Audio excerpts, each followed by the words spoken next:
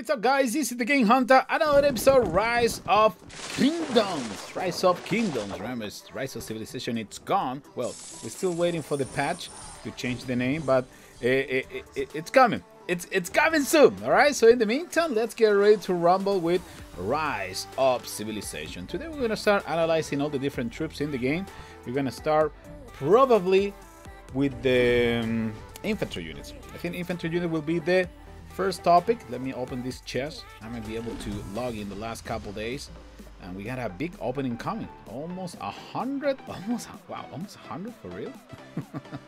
Also, let me tell you, fellas, 14 days to go to reach City Hall level 24. We're getting closer and closer to go for T5 troops, which is one of the things that got me a little bit concerned about the game.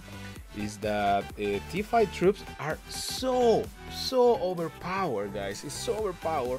In the last arc of a series, well, we come across a couple battles when we couldn't do much, just because the other team was using T5 troops. It was just ridiculous. It was just so crazy ridiculous. Yeah, let's go with that. Just over there. Well, actually, I want to show you cavalry today, right? So let's go with full cavalry. Let me go to full cavalry troops. We go with Charles Malto and also with Frederick as a second one.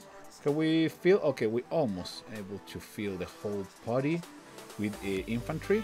Remember, we got we were attacked a couple weeks ago, and I haven't been able to recover because I haven't been able to play that much. So that's why I'm just trying to get everything back to normal. There's a couple different combinations of heroes or commanders that can help you to increase the bonuses, for example, of the infantry units. Right now, just wondering if the skin that I'm using for the City Hall is giving me a bonus for yes, plus 5% health for infantry unit, which is also another plus. Okay, so I got my infantry troops.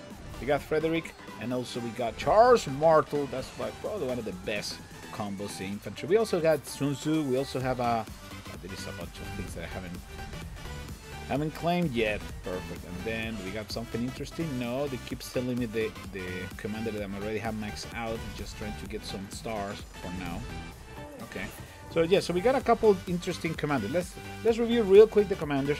We got as a good commander for infantry units. We got Charles Martel, really good on defense. Garrison defender, infantry. It's a must. It's a must. If you can, just level up this guy. Also got Richard the First. We got Richard the First, currently level 39, 4 stars. He's almost ready to level up too. I haven't upgraded Richard yet in terms of talents. It's because I'm using that one as a secondary commander. Another interesting commander for infantry units will be this one. Eugene Mundiak of the Korean Civilization. Also got an interesting bonus right there. The battle Zelzu increased the attack of infantry units by 8% and the defense of infantry units by 8% too. And also we got this Call Welcome, which is a passive defensive bonus when you're gathered with the garrison with this commander. Interesting commanders to also pay attention will be Sun Tzu. Sun Tzu is another one, really good for infantry. Yes, yes, yes. And I got a couple more. Yeah, I don't think that these are infantry. Yeah, Constantine the First. That will be the other one. I don't have Constantine. I don't know if they're gonna get released in a special event, or it's coming in the one of the current events that we have in the game. I'm not really sure, but hopefully we will have some news really soon. In the meantime, let me just send my troops. I might be able to get resources in a couple of days. I was pushing so hard to get enough resources to get going my base to level 24, but right now there's so much stuff in here. I'm not gonna even check that, but I'm gonna go check an alliance. Over here, the resources center, wood. Oh wow, this is interesting. I was trying to get wood like crazy. There you go, wood over there. What are you guys moving for? You guys moving against what? Is any against barbarians or? Ah, I don't know if it's a fort. Okay, anyway. So now let's review real quick the infantry units. For that, we gotta go to the barracks. To the barracks. And in the barracks, well, we're gonna start with this basic warrior, one of the earliest military units, rely on brute force and usually equipped with a primitive weapon. These are coming from the Stone Age. The attack is 62, defense is 120, health 120. We got those plus at the end. Those are the bonuses for level up. March speed is very fast. Load is 7. That is the amount of resources they can carry. And also we got power of 1. We got the close formation, infantry units, counter cavalry units, but it's countered by archer units. We already know that. Brute force, brandish a giant club, make one look very strong, increase the attack. The next one that we have, once that we reach the Dark Ages, the Bronze Age, is a Swordman, usually equipped with a light armor, but not enough to defend against archer. Their short sword gives these soldiers flexibility on the battlefield. The attack is getting increased, the defense also, health also, march speed is getting decreased. Pay attention, that is an interesting thing that you have to pay attention when you level up your troops, because you're gonna start losing speed. The load is getting increased and also the power.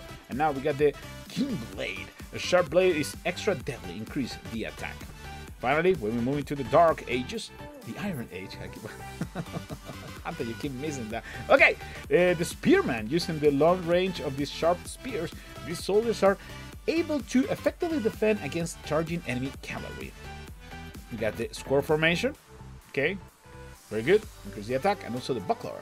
These small shields more useful than it looks, increase defense too. See, all the factors are getting increased big time now that we're moving to the Iron Age. That's why tier 3 troops are so good. And the march speed is also just normal. It's getting decreased. Now we move to T4 troops. We got the Longswordman. Use the King Longswordman is their main weapon and tough shields to protection. Strong in both attack and defense. Dark Ages, finally.